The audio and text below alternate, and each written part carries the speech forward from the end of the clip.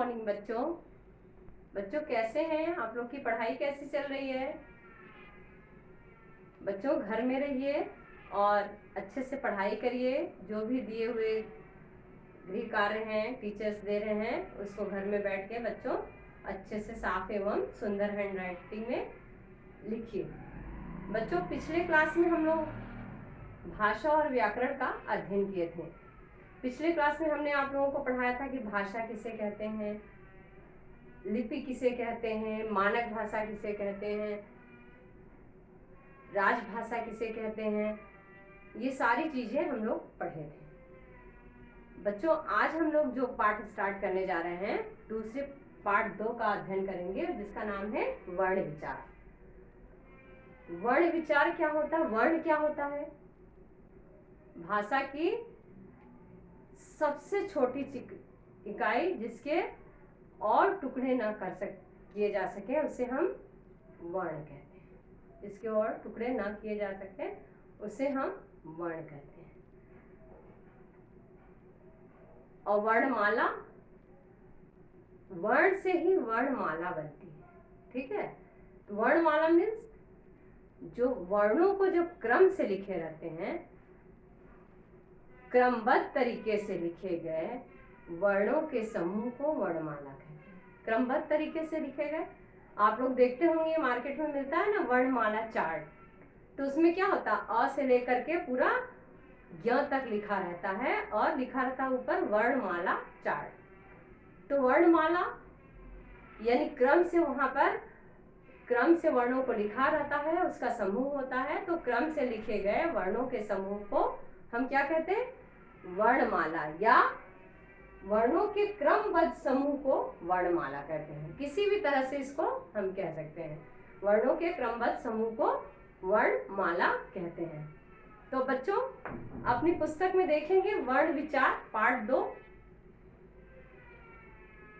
बच्चों देखिए, भाषा के अंतर्गत आपने पढ़ा होगा कि विचारों को स्थायित्व प्रदान करने के लिए लिपि की आवश्यकता है। स्थायित्व प्रदान करने के लिए, लिखने के लिए, जो चीज लिखा गया वो स्थित हो गया, तो स्थायित्व प्रदान करने के लिए लिपि की आवश्यकता पड़ती है।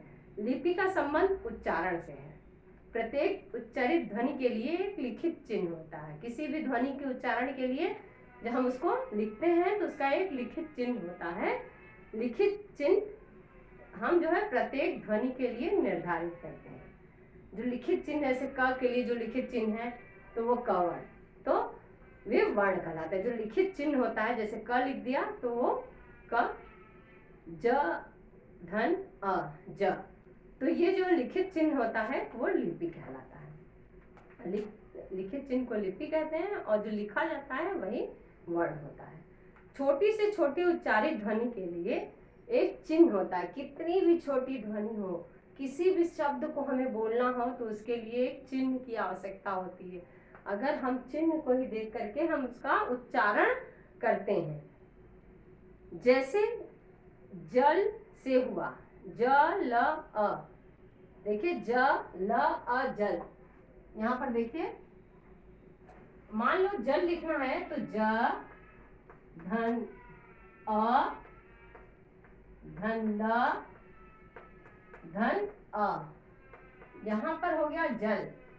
जल ज के साथ अ क्यों? कि ज में ज व्यंजन है, अ स्वर, स्वर के मेल से ही व्यंजन उच्चारित होता है। तो ज ल जल। यहाँ स्पष्ट है कि हम ध्वनि एक वर्ण को इंगित करती है। इस प्रकार हम कहते हैं कि वर्णमाला वर्ण भाषा की उस मूल ध्वनि को कहते हैं जिसके और टुकड़े नहीं किए जा सकते। ठीक है, और वर्णमाला क्रम से लिखे गए वर्णों के समूह को वर्णमाला कहते हैं। वर्णों के क्रमबद्ध समूह को वर्णमाला कहते हैं। ठीक है, नेक्स्ट है, आगे देखिए, हिंदी भाषा के उच्चारण को 2 भागों में बांटा गया है। वर्णों का उच्चारण, स्वर होता है एक व्यंजन। ठीक है, स्वर किसे कहते हैं? जिन वर्णों के उच्चारण में किसी अन्य वर्ण की सहायता नहीं ली जाती उससे हम स्वर कहते हैं। जैसे अ हम बोल भी रहे हैं और हम लिख भी रहे हैं। अ के उच्चारण में किसी अन्य वर्ण की सहायता ली गई नहीं। लेकिन व्यंजन, व्यंजन किसे कहते हैं? जिन वर्णों के उच्चारण में वर्ण की सहायता ली जाती है उसे हम व्यंजन कहते हैं। वर्ण की सहायता ली जाती है मीन्स क बोल रहे हैं तो अ आ रहा है, म बोल रहे हैं तो आ रहा है। तो जिन बोल रहे हैं म, लेकिन मुंह से स्वर क्या निकला? अ। तो यानी व्यंजन है क और म, लेकिन जब हम उसको उच्चारित करते हैं तो स्वर क्या निकलता है? अ। यानी बिना स्वर के हम व्यंजन का उच्चारण नहीं कर सकते। तो देखिए, स्वर और व्यंजन की परिभाषा है, जिन वर्णों के उच्चारण में किसी अन्य वर्ण की सहायता नहीं ली जाती उसे हम स्वर कहते हैं। जैसे अ, आ, इ, ये सारे स्वर हैं। जिन वर्णों के उच्चारण में,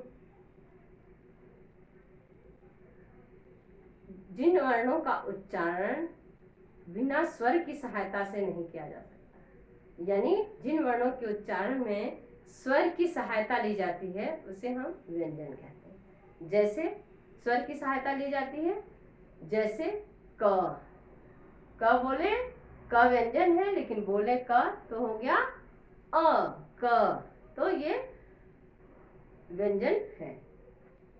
तो जिन, देखिए स्वर क्या होता है आपकी बुक में देखेंगे, जिन वर्णों का उच्चारण करते समय किसी अन्य वर्ण की सहायता नहीं लेनी पड़े उसे हम, वे वर्ण क्या कहलाते हैं? स्वर कहलाते हैं। इनकी संख्या कितनी होती है? 11। अ से अ तक, अ से अ तक, अ आ इ उ ऊ ऋ ए ओ औ। ठीक, ये जो है 11 स्वर होते हैं। याद रखिएगा, स्वर कितने होते हैं? 11। स्वरों का उच्चारण करने में लगने वाले स्वरों, समय के आधार पर भी हम स्वरों को बांटे हैं। देखिए, अ उच्चारण करते हैं तो जितना समय लगता है उससे ज्यादा उच्चारण में आ का समय, आ उच्चारण करने में समय लगता है। ठीक है, तो जितना उच्चारण करते समय, देखिए ये मैं रेज कर दे रही हूँ, जितना अ के उच्चारण में समय लगता है उससे ज्यादा आ के उच्चारण में समय लगता है। कैसे? देखिए, पहला होता है स्वर में हरस स्वर, हर्ष स्वर, और दूसरा है दीर्घ स्वर। ठीक है, दीर्घ मतलब बड़ा। ठीक है, अ इ उ री, हर स्वर क्या है? अ इ उ और री, ये हरस स्वर है। और दीर्घ स्वर क्या है? आ, बड़ी, ठीक है, आ बड़ी, बड़ाऊ, ए, ठीक है, ये सारे ओ औ, ये हो गए 7। तो यहाँ पर देखेंगे अ आ 7 ये हो गए और 4 ये हो गए, टोटल कितने हो गए? 11। 7 और 4 11। हरस स्वर क्या होता है? जिनके उच्चारण में कम समय लगता है, उन्हें हरस स्वर बहुत कम समय, जैसे अ इ उ री, ये हम लोग बोल रहे हैं झट से बोल रहे हैं, लेकिन अ बोल रहे हैं, अ से दूना समय आ में लगता है, इसलिए इसे दीर्घ स्वर कहते हैं। अ बोले आ, तो अ से दूना समय लगता है आ। इ ई से, छोटी ई से दूना समय बड़ी ई में लगे, इसीलिए इसको बड़ा बड़ा समय लेता है ज्यादा, इसलिए बड़ा। उ ऊ री, फिर ए ओ औ, ये दीर्घ स्वर है। ये सारे 7 दीर्घ स्वर हैं और 4 हरस स्वर हैं। यानी हरस स्वर से दूना समय दीर्घ स्वर के उच्चारण में लगता है। उसके बाद देखिए, हरस स्वर और दीर्घ स्वर, एक प्लुत स्वर भी होता है। प्लुत स्वर क्या होता है? हर्ष स्वर और दीर्घ स्वर से भी ज्यादा समय, तिगुना समय लगता है उसके उच्चारण में। यानी जिन स्वरों का उच्चारण करने में सबसे कम समय लगता है, न्यूनतम समय लगता है, उसे हम दीर्घ स्वर कहते हैं। अ, इ, उ, री। ठीक है। जिन स्वरों का उच्चारण करते समय हर स्वर से दूना समय लगता है, उसे हमें दीर्घ स्वर कहते हैं। दूना समय आ, ई, उ, ए, ओ, औ। फिर प्लुत स्वर, स्वरों के इन दो भेदों के अतिरिक्त स्वरों का एक और भेद भी माना जाता है। ये दो तो भेद है, तीसरा कौन सा? प्लुत स्वर। ठीक है। इनका संबोधन किसी का नाम पुकारते समय दीर्घ स्वर में अधिक समय लगता है। यहाँ स्वरों का प्रयोग जैसे ओम, ठीक है, ओम बोलते, ओम तो बोलते हैं ना, तो इसमें ज्यादा समय लगता है। यानी लिखते या बोलते समय उसमें क्या होता है? तिगुना समय लगता है। उसे हम क्या बोलते हैं? प्लुत स्वर। तीसरा है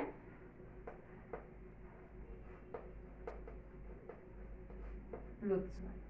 तो इसमें दीर्घ स्वर से भी अधिक समय लगता है। यहाँ स्वरों का प्रयोग प्लुत के रूप में होता है, छुपा हुआ रहता है।